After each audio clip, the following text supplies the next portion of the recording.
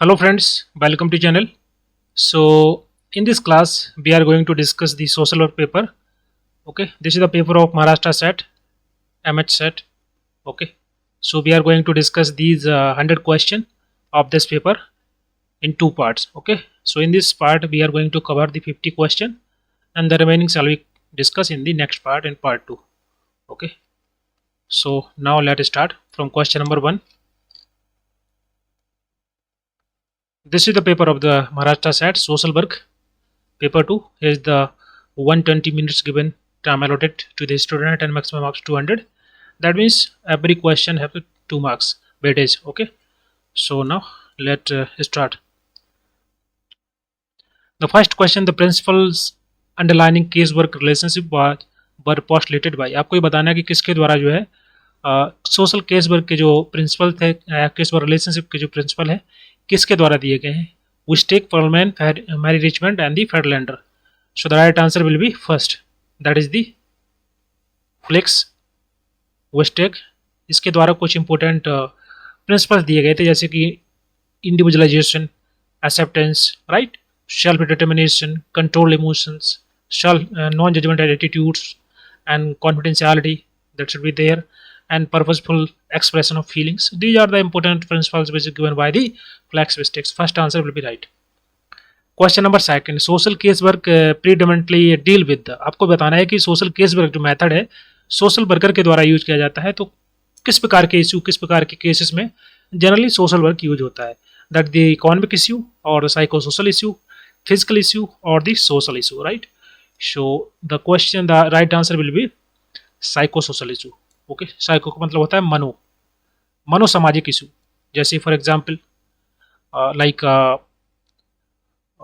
any kind of relationship breakup, divorce, right, any mental problems to the particular person regarding this mano सामाजिक जो problems होती हैं उसको बोल सकते हैं, right. So basically the social case work deal with the individual problem. So the first second will be right answer. Next question, question number 3. The space given for the thinker and provided a 3 classic phase of social case work. Social case work के 3 जो है classical phase दिए गए थे किसके द्वारा. So which answer will be right. So 3 phase is like social study, social diagnosis, social treatment, and these 3 phase या 3 stages you can say the phase or stage are the same thing. So given by the Mary Richmond. Mary Richmond के द्वारा ये 3 stage दी गई थी, social study, social diagnosis, social treatment. So second will be right answer. Question number 4, primary group are those in which. आपको बताना है कि प्राइमरी ग्रुप होता क्या है. अगर if you know about the primary group then you just mark the right answer. Primary group का मतलब होता है यहाँ पर इंडिविजुअल इंटीमेट रिलेशन होते हैं. ओके, डायरेक्ट रिलेशन होते हैं. ओके, जैसे पीयर ग्रुप्स, फ्रेंड है, right, family members. These are the primary groups जहाँ पर आप डायरेक्ट इंटीमेट रिलेशन बनाते हैं. So the first option that is individuals intimately interact and cooperate over the long period of time. So this answer will be right. इसके अलावा तीनों गलत हैं, पढ़ लेना. Okay, next question, question number 5. Which of the following statement is correct. इनमें से कौन सा कथन जो है सत्य है. Group discussion could be an important component in the group work. Of course, in the group work, there is the group of peoples working together. So the group discussion is very important component, right? So this is the right answer. And of course, there is the only one option. So आप इसको mark कर सकते हैं, बाकी सभी गलत है. That the attendance should be at least 20%. तो ये wrong है. And the group programs in the group work must have the chief guest. So this is also wrong. It's not right कि chief guest होना चाहिए group program के लिए. And the public address system is essential for a group work programs. Good public address, so it could be also not. It's exact right, but the first option is the more appropriate for this question. So next question. So question number 5 का first answer हो जाएगा. Next question, the group morale is initiated and maintained by. किसके द्वारा group moral को maintain किया जाता है, वो को इनिशिएट किया जाता है, शुरुआत की जाती है, इसको बोल सकते हैं. Punishing wrong doers in the groups. Group में किसी के द्वारा कोई गलत काम किया गया है तो उसको पनिश करना. या comparing the behaviour of the members in the group. Group में डिफरेंट मेंबर्स के बीच का जो बिहेवियर है उनका सबका अपना अपना उसको कंपेयर करना. इससे मोरालिटी बढ़ती है, ग्रुप मोरल बढ़ेगा. Offering the material incentives to the members, members को जो भी है पैसे के रूप में इकोनॉमिक इंसेंटिव्स प्रोवाइड कराना. I think this option is totally wrong. So role modeling is the right answer. So it can increase the group morale, right, and can maintain by the role modeling. इसको बोलते हैं आदर्श भूमिका. So D will be right answer. Question number 7. Group work with adolescent should mainly focus on. अगर हम बात करें social group work की method की, if they are dealing with the adolescent age group people, so उसका main focus कहाँ पर होगा? Academic excellence.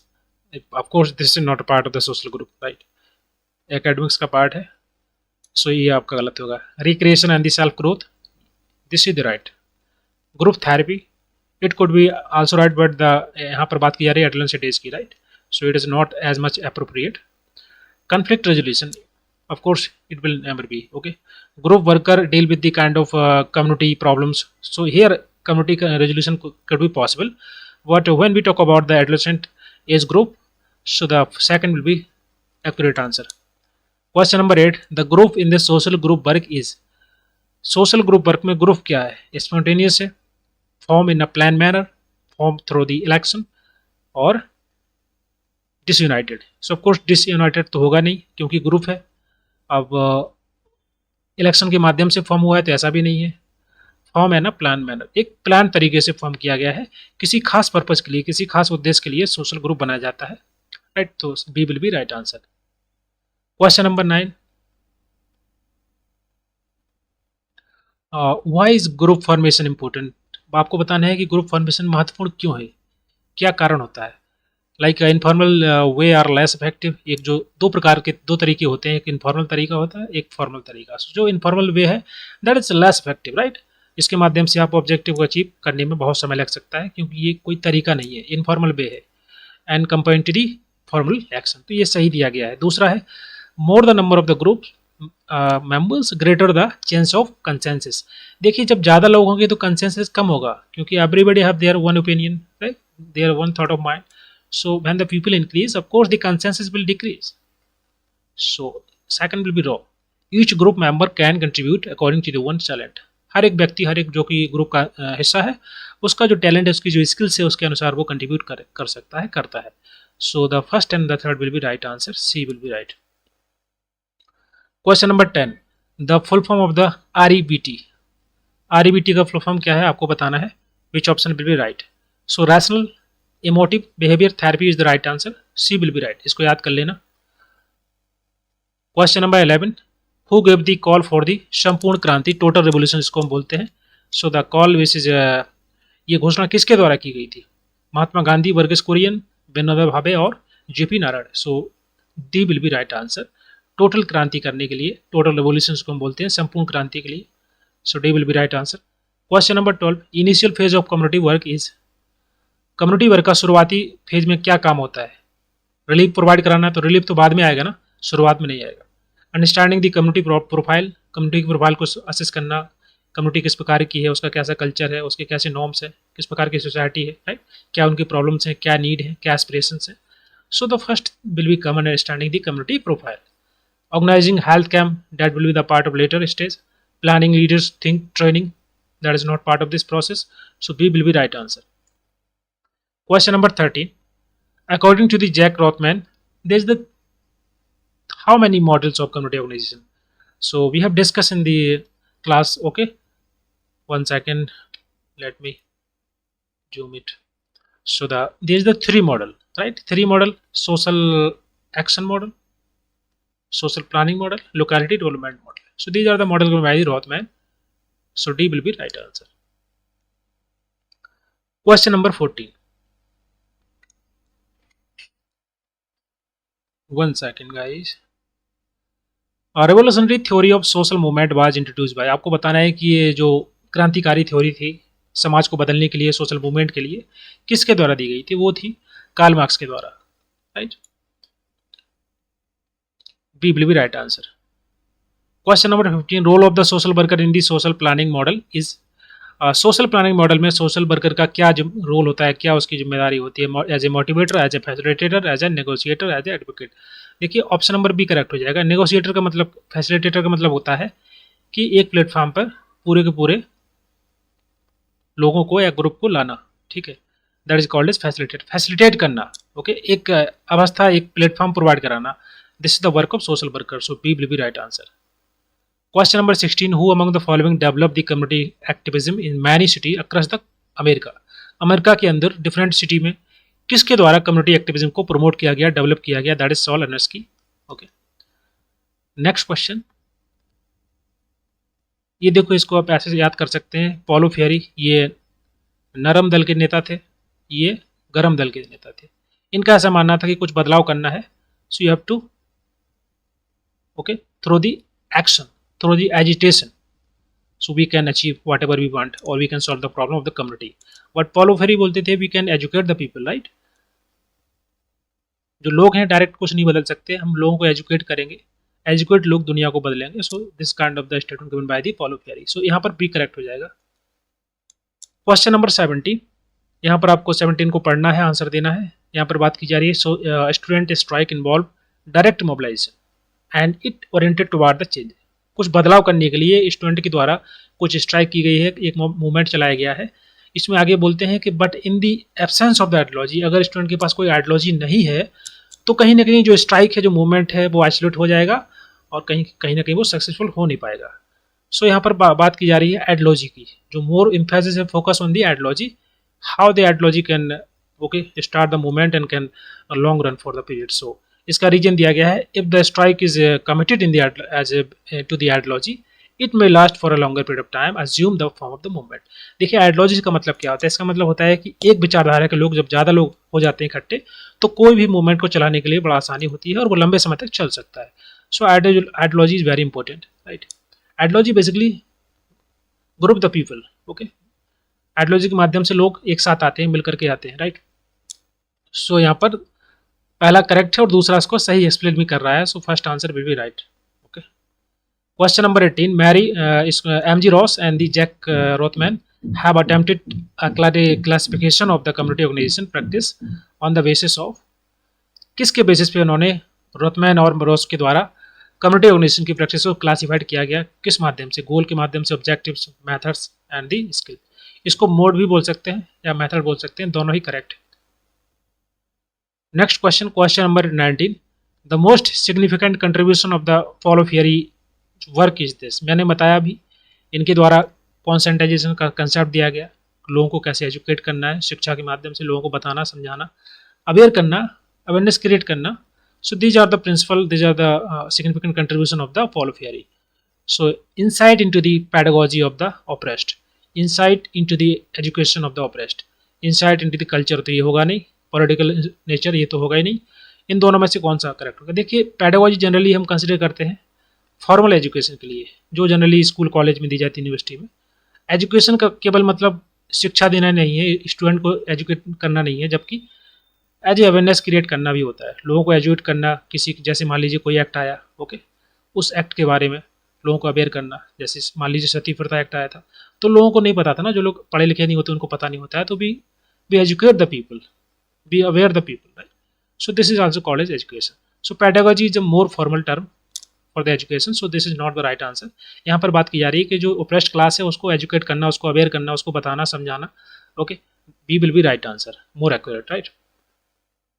Question number 20, Saul Alinsky people's organisation, देख सकते हैं कितने सारे क्वेश्चन हम लोग नोट 4 में डिस्कस किए थे ना, जिसमें पॉलो फेरी, सॉल अर्नेस्की के बारे में बताया था, तो बहुत सारे क्वेश्चन सेम टू सेम आ गए यहाँ पर, और देख सकते हैं Saul Alinsky people's organisation bar based on the use of power, action and justice to fight, किसके लिए पावर यूज करना है, justice and action, just to racism को खत्म करने के लिए, जो वंशवाद रहता है, पॉवर्टी, गरीबी, दरिद्रता को कम करना, आइसोलेशन, सोशल आइसोलेशन, उसको कम करने के लिए, तो पहला आंसर करेक्ट हो जाएगा, राइट। फैमिली डोजियर तो ऑफकोर्स होगा नहीं, 1 second. Question number 21, there is no association between the ethical values and the corruption, इसमें ये बोला जा रहा है कि दो वेरिएबल है, एक V1 एक V2, first variable is the ethical value, second variable is the corruption. तो स्टूडेंट बताता है कि इसमें कोई रिलेशन नहीं है, कोई एसोसिएशन नहीं है इन दोनों वेरिएबल के बीच में, तो इसका मतलब क्या है, किस प्रकार का हाइपोथेसिस है, that is called as null hypothesis. So the null hypothesis always bring two variable and they don't have any kind of relationship, that is called as null hypothesis. And the just opposite hypothesis, that is called as research hypothesis or the alternative hypothesis, which consider a significant relationship between the two variable like v1 and v2. इसमें कुछ ना कुछ relation के बीच में है, right, they are not, so we can't say there is no association. So अगर बात की जाती है कोई भी एसोसिएशन नहीं है तो उसे बोलते हैं नल हाइपोथेसिस, और कोई सिग्निफिकेंट रिलेशनशिप है, पॉसिबिलिटी है, तो उसे बोलेंगे अल्टरनेटिव हाइपोथेसिस या फिर research hypothesis. First will be right answer. Question number 22, the basic assumptions of the mixed method research is that. देखिए इसमें ये पूछा जा रहा है कि हम जो मिक्स्ड मेथड रिसर्च यूज करते हैं तो क्यों करते हैं, उससे क्या होता है और किस प्रकार का मिक्स मेथड रिसर्च होता है, उसमें कौन कौन सी किस किस प्रकार की, जैसे कि quantitative, qualitative, case study, participatory, किस प्रकार की रिसर्च मेथड हम यूज़ करते हैं मिक्स मेथड में, जिसके माध्यम से किसी भी समस्या को समझने में आसानी होती है. We can easily understand, we can better understanding of the research problem in the research method. तो इसके लिए हम दोनों, चाहे वो क्वालिटेटिव हो क्वांटिटेटिव हो, दोनों ही टाइप की रिसर्च का एक साथ यूज़ करते हैं. तो पहला आंसर करेक्ट हो जाएगा. इसके माध्यम से किसी भी प्रॉब्लम को समझना, अंडरस्टैंड करना इजीली होता है. So through the qualitative methods we collect the data, we analyze the data. Through the quantitative research we collect and analyze the data, then again दोनों को जोड़ देते हैं, फिर उसको इंटरप्रेट करते हैं डेटा को, just to make out some kind of findings. So here the first option will be right. Question number 23, philosophy called as constructivism is associated with. आपको बताना है कि जिसको बोलते हैं रचनात्मकवाद, ये किससे जुड़ा हुआ है, qualitative research, quantitative research, experimental research और सर्वे रिसर्च. तो आपको शायद पता होगा क्वेश्चन नंबर 23 के बारे में, ये किस प्रकार की रिसर्च होती है. कंस्ट्रक्टिविज्म की ये फोकस करता है, एम्फेस करता है पार्टिसिपेशन, ऑब्जर्वेशन, राइट, इंटरव्यू के माध्यम से डेटा जनरेशन करना, इंटरव्यून करना. सो जो कंस्ट्रक्टिविज्म जो कंसेप्ट है, ये बेसिकली थ्योरी होती है नॉलेज की, कि नॉलेज कैसे प्राप्त कर सकता है कोई person as a researcher. So the knowledge can be obtained from the participation, through the observation, through the interview. So these are the methods that we use. So that is called as constructivism. So इसका first answer correct होगा, that is called as qualitative research. Question number 24. Sum of the values of the all item divided by the number of the item. Like मान लीजिए आपके पास ये these are the values, okay. So इसमें बोला जा रहा है कि sum of the, सबको जोड़ देना है, इसमें ये बोला गया है, और डिवाइड कर देना है किससे, total number of the item 1 2 3 4 5. मान लीजिए 5 है आपका, 1 2 3 4 5 6 नंबर है, तो इनको जोड़ करके जो आउटपुट आएगा, रिजल्ट आएगा, उसे हम बोलेंगे मीन, राइट. मीडियन कैसे निकालते हैं, मीडियन में पहले आपको अरेंज करना होता है एक सीक्वेंस में, छोटे से बड़ा इस प्रकार से. उसके बाद फिर अगर आपके ऑड नंबर हैं तो आपको n/2 करना है, इवन नंबर है तो n+1/2 करके मीडियन निकालते हैं, ओके. इसी प्रकार से रेंज मतलब होता है कि जो हाईएस्ट वैल्यू है, जो लोवेस्ट वैल्यू है, उसके बीच का डिफरेंस, राइट. और मोड कैसे निकालते हैं, जो मोस्ट फ्रिक्वेंट वैल्यू है, जैसे यहाँ पर 2 है, 5 दो बार है, तो यहाँ पर मोड हो जाएगा 5. क्वेश्चन नंबर, तो यहाँ पर first answer will be correct, okay. Question number 25, refer to the to when your findings truly represent the phenomena you wish to measure. आप जो मेजर करना चाहते हैं, वो जो आपकी फाइंडिंग्स आई है, जो कि पूरे के पूरे फिनोमेना को रिप्रेजेंट कर रही है, तो उसको क्या बोलेंगे, reliability, validity, replicability and the authenticity, जिसे बोलते हैं सत्यता. तो इसका राइट आंसर होगा वैलिडिटी. वैलिडिटी का मतलब क्या होता है, the meaning of this, like कोई इंस्ट्रूमेंट है, कोई टूल है, वो जो चीज़ मेजर कर सकता है, you can select the tool and the instrument measure that which it was suppose to measure. वो जिस चीज़ को मेजर करने के लिए बना हुआ है उसी को मेजर करेगा, तो उसे बोलेंगे that is valid instrument, that is valid tool. So यहाँ पर राइट आंसर हो जाएगा validity. Validity refer to when your findings truly represent the phenomena you wish to measure. जैसे मैंने बताया, a tool or techniques or instrument that which is was supposed to measure, that is called as validity. Reliability क्या होता है, इसका मतलब होता है कि कोई भी इंस्ट्रूमेंट जो लगातार रिपीट मेजरमेंट करता है under the same condition, okay, bar bar same result आता है, उसे बोलते हैं रिलायबल डेटा. या जैसे सेम डेटा आना, सेम इंस्ट्रूमेंट का यूज करना, बराबर सेम रिजल्ट देना, उसे बोलते हैं रिलायबिलिटी. तो यहाँ पर second will be right answer, validity, okay. Next question, question number 26. Examine all the variables literature to get the acquainted with the selected problems. किसी भी समस्या को लेकर के आप जो लगातार पढ़ते हैं, स्टडी करते हैं, लिटरेचर रिव्यू करते हैं, ओके, एग्जामिन करते हैं, जो भी अवेलेबल लिटरेचर होता है उसको उसको क्या बोलते हैं? Theory analysis, policy analysis, review of literature, review of document. देखिए document that is not right term, इसको बोलेंगे रिव्यू ऑफ लिटरेचर, इसको शॉर्ट फॉर्म में बोलते हैं ROL, review of literature. C will be right answer. Question number 27, इसमें association reason दिया है, इसको पढ़ना है। क्वालिटेटिव और क्वांटिटेटिव के बारे में थोड़ा सा आपको पता होना चाहिए, जैसे कि qualitative research do not contribute to the process of generalisation, तो ये यहाँ पर गलत दिया गया है। जो क्वालिटेटिव रिसर्च होती है, ओके, एक होती है क्वांटिटेटिव। क्वालिटेटिव रिसर्च आपकी होती है इंडक्टिव, इंडक्टिव टाइप की होती है, और क्वांटिटेटिव होती है डिडक्टिव टाइप। तो जो इंडक्टिव टाइप की रिसर्च होती है वो जाती है आपकी पर्टिकुलर टू जनरल, और जो डिडक्टिव टाइप की रिसर्च होती है deductive, that is goes from the general to particular. तो ऑफ कोर्स यहाँ पर जो दिया गया है कि qualitative research do not contribute to the process of generalisation, तो गलत है, जनरलाइजेशन हो रहा है ना। दूसरा दिया है कि because qualitative research believe in the understanding of the phenomena through the in depth study as the essence of the qualitative research, तो ये सही दिया गया, इसमें कोई गलत नहीं। तो यहाँ पर D will be right answer. Question number 28, arrange the following stage of social science research in the correct sequence. आपको सही सीक्वेंस में लगाना है, जो रिसर्च के प्रोसेस होते हैं उसको। सबसे पहले क्या आएगा, जब आप रिसर्च करते हैं तो सबसे पहले प्रॉब्लम को खोजते हैं, what is the problem, problem को फॉर्मुलेट करना ये रिसर्च के माध्यम से, right.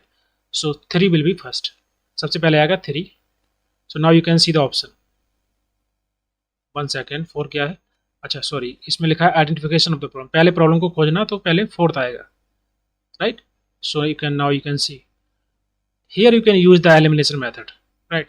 If you know the first one, that is the 4th, so now you can see there is the only one option where the first will be 4, so you can eliminate other option like this, so D will be right answer। बाकी आप उसको sequence में लगा लेना।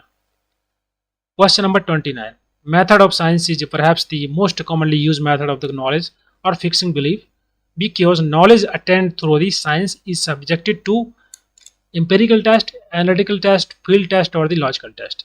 so the right answer will be empirical test, जो कि अनुभव के आधार पर होता है, राइट, एक्सपीरियंस के आधार पर, that is called as empirical। so first will be right answer। Question number 30, social work research is also known as, social work research को आप और किस नाम से जानते हैं? Intervention research, action research, evolution research और दी एक्सपेरिमेंटल। अच्छा यहाँ पर इंटरवेंशन था, एक्सपेरिमेंटल रिसर्च, तो यहाँ पर ये गलत है, ये भी गलत है। अभी इसको आप इंटरवेंशन रिसर्च बोल सकते हैं या फिर इन्वेस्टिगेशन रिसर्च बोल सकते हैं, okay, first will be right answer. Question number 31, इसमें पूछा गया है कि कोई भी पर्सन, कोई भी इंडिविजुअल पर्सन है या कोई कंपनी है, अगर वो कुछ डोनेशन देती है किसी वॉलंटरी ऑर्गेनाइजेशन को, किसी NGO को, ओके, तो देन दैट पर्सन और that individual person that can claim for the exemption, okay, on their donation. जैसे आपने कुछ अमाउंट पे किया, ओके, आपकी कंपनी है, आप इंडिविजुअली आप कुछ डोनेट कर रहे हैं, तो उस पर आप टैक्स एग्जम्पशन को आप क्लेम कर सकते हैं, मतलब under the Indian tax act, right. तो आपको ये बताना है कि कौन सा उसमें जो है सेक्शन है इनकम टैक्स एक्ट के अंतर्गत, that is section 60G, 70G, 80G और 90G। So that is the B नहीं होगा, गलत है, C will be right answer. Section 80G में है दैट द पर्सन और the company that is claim exemption on their donation, जो भी आप डोनेट कर रहे हैं उस पर आप जो है क्लेम कर सकते हैं एग्जम्पशन को under the income tax act, section 80G। C will be right answer. Next question, question number 32, आपको यहाँ पर फिल करना है which certification that is the guideline for the administration of the organisation, that is the second registration certification. Question number 33, national commission for the protection of child right was set up in 2005-7, देखिए मार्च तक सब में common है, तो आप यहाँ से देख सकते हैं 5, 7, 9, 7, 8, 6, 5, 6, 7, 8, आपको बताना है कौन सा करेक्ट है। So basically this act basically कब बना था आपको पता होना चाहिए, which option will be right था। Question number 33, that is set up in 2005 but operational is 2007। So 2005 में एक्ट लाया गया था, जबकि यहाँ पर बात की जा रही है national commission for the protection of child right, so that is 2007। C will be right answer, right. Question number 34, FCRA का फुल फॉर्म क्या है? Very simple question, that is the foreign contribution regulation act. C will be right answer. Question number 35, which of the following is the principle of social welfare administration आपको बताने इनमें से कौन सा principal है social welfare administration का। Which answer will be correct, बताओ। Question number 35 का, principle of agency purpose, principle of self determination, principle of planning, principle of programming. C will be right answer. Planning, organising, staffing, directing, budgeting, controlling, these are the principles, so C will be right answer. Next question, 1 second, क्या हो गया इसमें? Yes, question number 36, the acronyms PERT stand for, इसका full form क्या आपको बताना है? That is the program evaluation and the review technique. So which option will be right? Question number 36 B, program evaluation and the review technique. Right, 1 second, scroll नहीं हो रहा है. Question number 37, Chairman of the Central Social Welfare Board is appointed by the central government in the consultation with the Ministry of Social Welfare from the among. So C will be right answer. इसमें ये आपका correct हो जाएगा. I think इसमें B भी काफ़ी close है और इसका आंसर आई थिंक B और C में से हो सकता है. Let's see the final answer की. ओके, व्हाट आई थिंक अभी आप C मार्क कर सकते हैं. That is more close to this question. Next question, question number 38, NGO are known as, इसको आप दूसरे नाम से किस नाम से जानते हैं? जो वॉलंटरी ऑर्गेनाइजेशन होती हैं जिसको NGO बोल सकते हैं. ओके, VO है. That is also known as the third sector. Right, question number 38, third sector बोलते हैं यहाँ पर, वॉलंटरी सेक्टर बोलते हैं यहाँ पर, इंडिपेंडेंट सेक्टर बोल सकते हैं. So these are the synonyms of the NGOs. Okay, next question, question number 39, आपको बताना है कि which article 20, 21, 22, 23 okay of the Universal Declaration of the Human Rights declared that everyone as a member of society has the right to the social security. So which article will be right? Article 21, 22, 23. So of course question number 39 का आपका B हो जाएगा. Next question, question number 40, minimum how many member are the required to register NGO? अगर किसी को NGO को बनाना है तो कम से कम कितने लोग होने चाहिए टू फॉर्म एनी NGO, किसी NGO को बनाने के लिए under the Indian company act? That is 2. Okay, कम से कम 2 लोग होने चाहिए. Question number 41, government of India Amrut is mission, Amrut mission जो है इसका फुल फॉर्म क्या है? ये आपको पता होना चाहिए. क्वेश्चन आई थिंक गलत हो जाएगा, इसमें कोई भी सही नहीं है. अमृत का मतलब क्या होता है? Atal mission for rejuvenation and urban transformation, तो ये गलत है. Rejuvenation and the rural transformation तो नहीं है, रूरल यूथ भी नहीं है, और reformation and the urban development, ये काफ़ी क्लोज है. ओके, बट एग्जैक्ट नहीं है. एग्जैक्ट जो मैंने बताया rejuvenation and the urban transformation होना चाहिए. But you can mark the answer, but it is also not exact full form of the AMRUT. Right, so may be ये क्वेश्चन जो है आपका जिसने आंसर मार्क किया होगा हो सकता है उसको मार्क्स मिल जाए. Let's see next question, question number 42, इसमें आपको बताना है कि HDI को मेजर करने के लिए जो डिफरेंट डायमेंशन और जो इंडिकेटर है उनमें से कौन कौन सा करेक्ट है? Life expectancy, literacy, standard of living and the income. So which will be right answer? What are the indicator through which the HDI measure? Life expectancy, right, उसके अलावा literacy and gross national income per capita, that is called as income. So D will be right answer. Now you can eliminate, अगर आपके पास जो D answer आ रहा है income सही है तो आप 2 ऑप्शन एलिमिनेट कर सकते हैं. Right, so only B and C will be remain. सो दोनों में A कॉमन है तो आप A छोड़ दीजिए. B और C देख लीजिए कौन हो सकता है B और C में. Okay, so standard of living is the dimension not indicator, तो एक C गलत हो जाएगा, तो second will be right answer. Right, इसकी 3 डायमेंशन होती हैं, हेल्थ, एजुकेशन और standard of living. And 4 indicator, life expectancy, expected year of schooling, mean year of schooling and the gross national income per capita, इसको आप income बोल सकते हैं. तो यहाँ पर बी करेक्ट हो जाएगा. क्वेश्चन नंबर 43, आपको बताना है कौन सा आर्टिकल है that deal with the work and the maternity relief. Article 42, very important, very simple, her bar exam में पूछा जाता है सोशल वर्क में, सो नेट में भी आ सकता है. क्वेश्चन नंबर 44, यहाँ पर गांधी जी के बारे में बताया गया है, Gandhi ji was not totally against the mechanisation on the interstation. इसमें बोला गया है कि औद्योगिकरण के लिए गांधी जी मतलब टोटली अगेंस्ट नहीं थे उसके, वो चाहते थे कि इंडस्ट्रियलाइजेशन हो, बट कहीं ना कहीं जो ग्रामीण एरिया को एक्सप्लॉइट किया जा रहा है इंडस्ट्री के द्वारा, उसको एक्सप्लॉइट नहीं करना चाहिए, इनका ये ऐसा मानना था। सो ये तो ठीक है। यहाँ पर दूसरा दिया गया है कि he oppose the parasitics relationship of the industrial urban system, they are exploiting the fruit of the labour of the village peasant and the artisan. तो ये सही बात है, दोनों ही सत्य हैं और इसका राइट एक्सप्रेशन भी दिया गया है। सो आप फर्स्ट मार्क कर सकते हैं इसको। Question number 45, which one is not the main purpose of social indicators.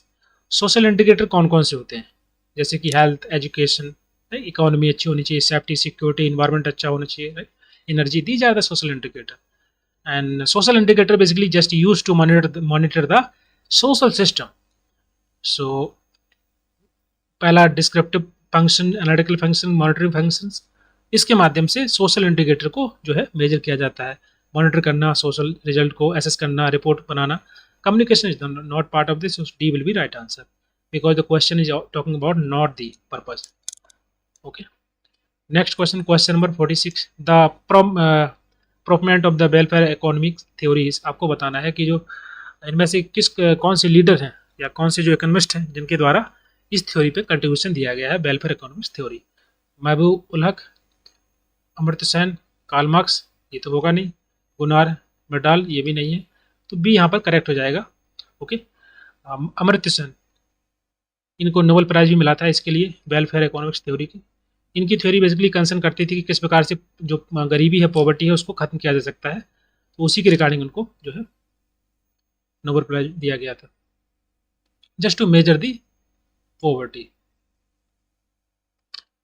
या क्या कारण है पॉवर्टी का और कैसे उसको हम रोक सकते हैं, right. So this Amartya Sen will be right answer. Next question, question number 47, स्वयं इज अ प्लेटफॉर्म फॉर। आपको बताना है कि जो स्वयं प्लेटफॉर्म है किस लिए बनाया गया है।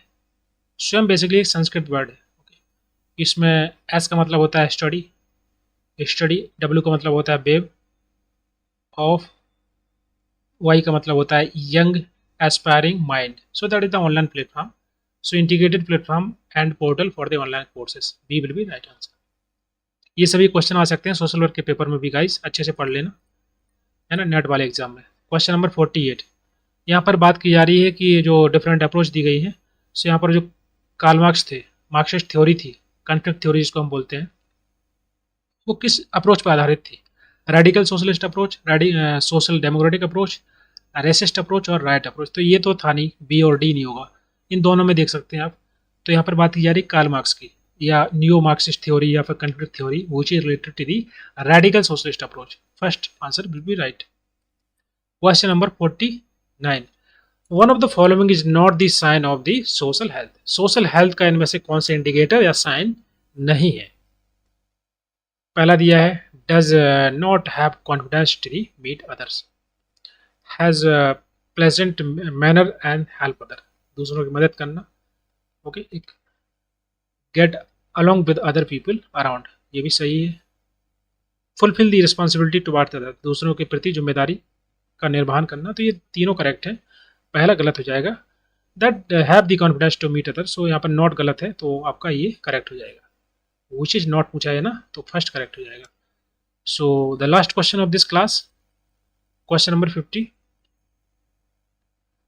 according to the recent human development report of UNDP, India has moved from the category to the low human development to the medium human development category। हाँ, धीरे धीरे बढ़ रहा है, रैंक इंडिया का बेहतर हो रहा है। अभी 2020 का जो रैंक था उसमें 131 था, राइट। सो इसमें उन्होंने with the 0.645 values that UNDP put India in the medium range, okay, medium human development category। तो ये सही दिया गया है। रीजन दिया है कि because it's high population growth rate. अच्छा, हाई पॉपुलेशन ग्रोथ रेट से क्या इसका क्या लेना देना है ह्यूमन डेवलपमेंट रिपोर्ट का। तो अगर जितनी पॉपुलेशन कम होगी तो ज़्यादा बेनिफिट होगा, या आप बोल सकते हैं कि जो रैंक है ज़्यादा बेहतर हो सकती है, राइट। तो ये रीजन नहीं है इसका, तो पहला करेक्ट है और दूसरा जो है गलत है। Okay, so these are the 50 question we have discussed in this class, and the remaining question we will discuss in the next video. Okay, so please इन सभी क्वेश्चन को अच्छे से सॉल्व करिए। एम सेट का महाराष्ट्र सेट का paper है और ऐसे क्वेश्चन यूजीसी नेट के एग्जाम में भी आ सकते हैं, right. These are the very important question for this social work paper 2 UGC NET exam also. So please इसको अच्छे से लगा लीजिए अच्छे एक बार। ओके, बाकी क्वेश्चन हम लोग डिस्कस करेंगे नेक्स्ट क्लास में। Thank you so much. And अगर आपको वीडियो अच्छा लगा तो प्लीज़ ज़रूर आप शेयर करिए दोस्तों के साथ, स्पेशली वो लोग जो कि जिन्होंने एग्ज़ाम दिया है महाराष्ट्र सेट का, तो उनके साथ शेयर कर सकते हैं ताकि वो अपनी जो है क्वेश्चन पेपर जो है मैच करा सकते हैं, कौन से आंसर उसका करेक्ट हो सकता है। Okay, thank you so much.